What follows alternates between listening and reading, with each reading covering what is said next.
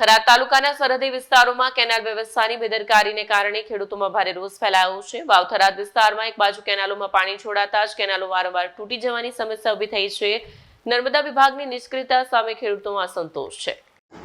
માહિતી મુજબ ગઢશેસર બ્રાન્ચ કેનાલમાંથી નીકળતી મીઠાવી ચારણ ડિસ્ટ્રીબ્યુટરોની માઇનોર કેનાલમાં લાંબા સમયથી ગંદકી અને નીલથી ભરાઈ પડી હતી. કેનાલની સફાઈ માટે અનેક વખત રજૂઆત કરવા છતાં કોઈ પગલાં લેવામાં આવ્યા નથી. પરિણામે પાકને બચાવવા માટે મીઠાવી ચારણ ગામના ખેડૂતોને જાતે જ ભેગા થઈ કેનાલની સફાઈ કરવાની ફરજ પડી.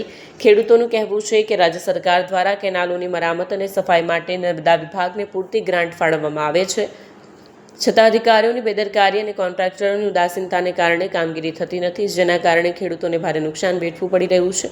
સ્થાનિક ખેડૂતોમાં માંગ ઉઠી છે કે તાત્કાલિક કેનાલોની યોગ્ય રીતે સફાઈ અને મરામત કરવામાં આવે તેમજ જવાબદાર અધિકારીઓ સામે કડક કાર્યવાહી કરવામાં આવે. વિડીયો જર્નાલિસ્ટ સિજરાજ ઠાકોર સાથે સત્યા ટીવી ન્યૂઝ થરાદ.